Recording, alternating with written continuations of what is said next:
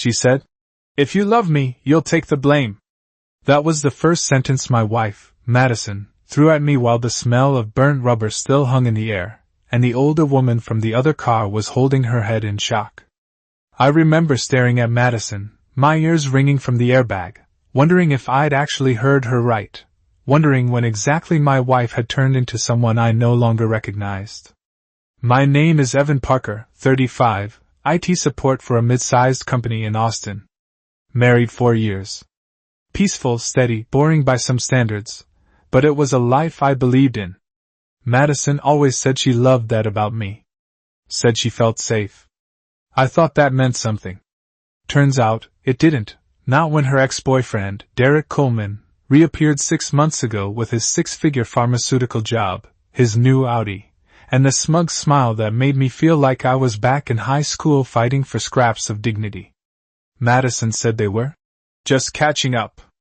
Coffee, lunches, quick check-ins. I didn't love it, but I trusted her. Or tried to. She talked about him more and more, his promotion, his condo, the incredible life he was building. I told myself not to be jealous. I told myself she chose me. But today, when we picked Derek up because his car was in the shop, I felt the shift. It was the way he slid into the back seat of my Honda Accord and complained about legroom, the way Madison laughed a little too hard, like she was still 20, and he still mattered. We were supposed to go to her sister's for dinner. A normal Sunday. But Madison's mom called, she needed a minute, so I pulled over on a quiet residential street. She stepped outside to talk, pacing like she always does. I stayed in the driver's seat scrolling my phone, trying to ignore Derek's presence. Then came the moment everything cracked. Hey man, I'm gonna hop in front, Derek said. Fine, I muttered. But he didn't walk to the passenger seat. He opened my door. Actually, I'll drive. You look exhausted. What? No. I wasn't handing the wheel of my own car to a man who treated me like I was a guest in my own life. But then Madison came back, acting like she hadn't just wandered into a minefield.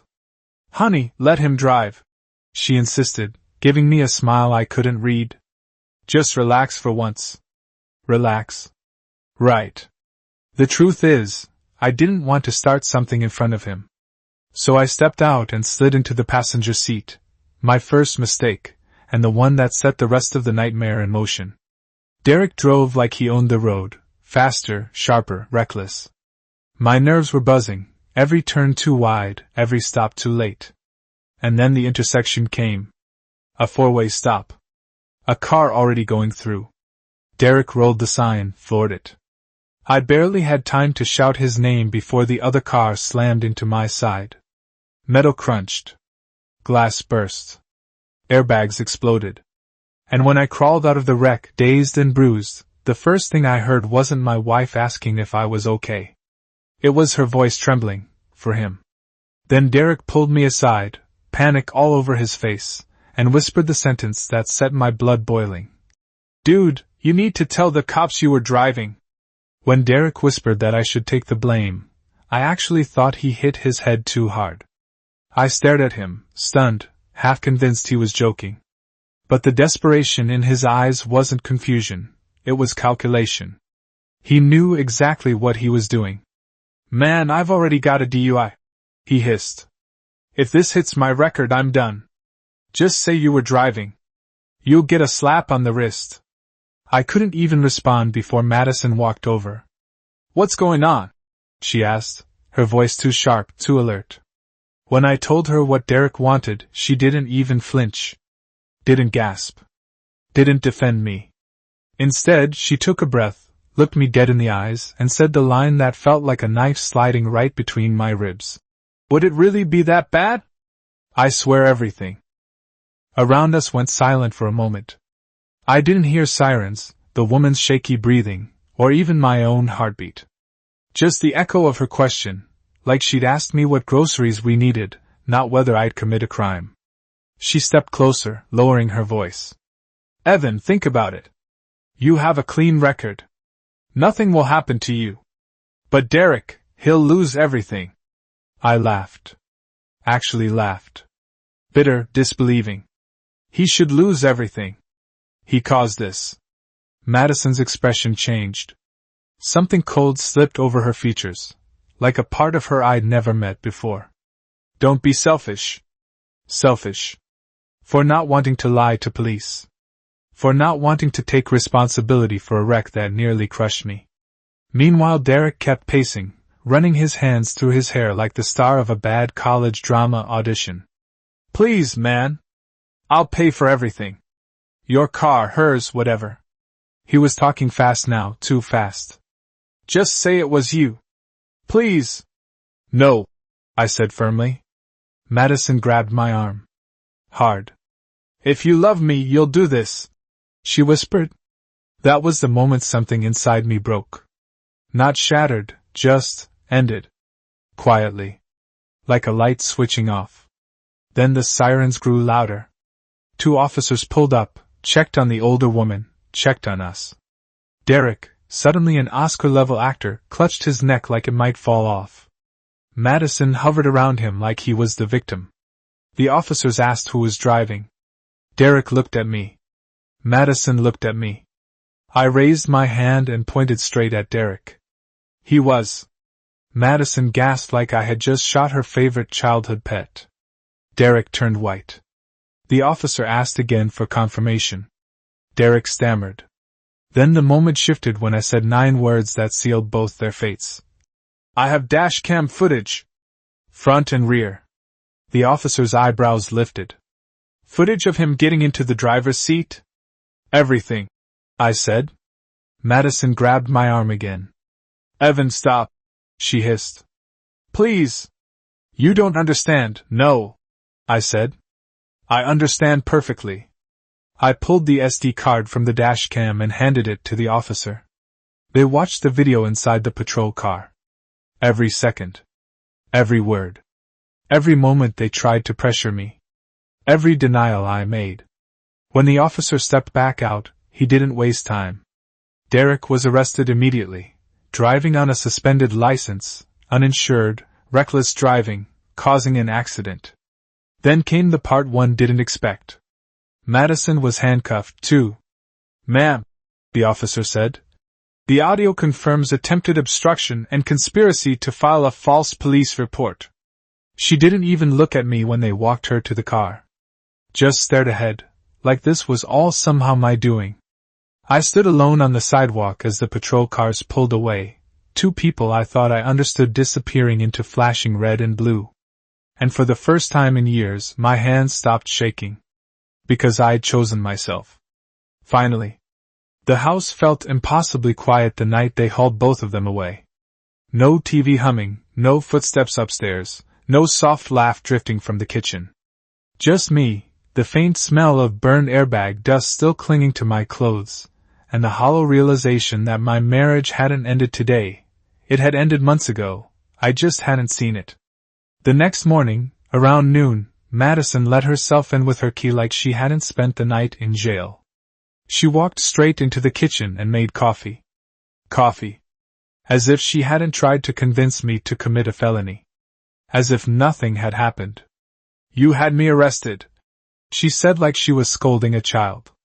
I told the truth, I replied. Her eyes flashed with anger. Derek lost his job. Lost it, Evan. Everything he built, gone. He built it on lies. On driving with a suspended license. On pretending the world owed him second chances. I took a breath. And you enabled it. She went quiet for a second. Then, I was helping someone I care about. There it was, clean, sharp, unfiltered truth. Present tense. Care. Not cared. I felt something inside me settle. A click of clarity. Are you sleeping with him? I asked calmly. The pause, less than 2 seconds, was the loudest answer I'd ever heard. I'm staying at my parents' for a few days, she finally said, grabbing her purse. We need space. No, I replied. I need a divorce. Her head jerked. Don't be dramatic. Dramatic? You tried to make me take the blame for a crime. For him. That's not drama. That's betrayal. She slammed the door on her way out, tires screeching down the driveway. By the end of the week, the divorce papers were filed. Her parents called nonstop. Her mother left dramatic speeches on voicemail about Christian forgiveness and loyalty, blaming me for abandoning their daughter in crisis. Her father was calmer, more rational, but he still tried to convince me that marriage meant endurance through mistakes. I blocked them both. Then came mediation, cold, exhausting, transactional. The house, the savings, the retirement accounts, split right down the middle. 4 years of marriage reduced to numbers on a legal form. I didn't fight it. I just wanted my life back. Even Derek tried to call me from jail, begging me to drop the insurance claim, blaming me for his parents' financial ruin. I told him the same thing I told Madison. You did this to yourself. The moment the divorce was finalized, I moved into a clean, quiet 2-bedroom apartment downtown. Nothing fancy, nothing oversized. Just peaceful. Mine. The first night there, I slept without waking up once. I heard from mutual friends that Madison was struggling to get an apartment because of her criminal record. She'd moved back in with her parents, posting inspirational quotes on social media like she was the one whose life had been torn apart. Derek eventually got out of jail, jobless, living with his parents, his license suspended for years. A future he once bragged about reduced to ashes. Meanwhile, my life, slowly, quietly, began to rebuild itself.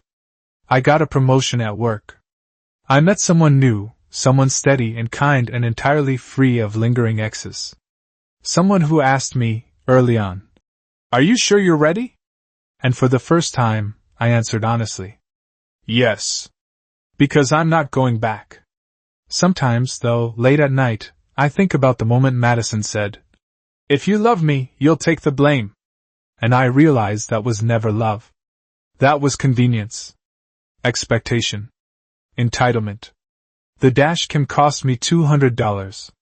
It saved everything else. In the end, I didn't lose a wife. I lost a woman who expected me to sacrifice my freedom for her past. And I gained a life where I finally get to choose myself. That is enough. When everything finally settled, when the paperwork was signed and the house was sold, I realized something I never thought I'd admit. The crash wasn't the worst thing that happened to me. The worst thing was learning who my wife truly was, and realizing I had ignored the signs for far too long.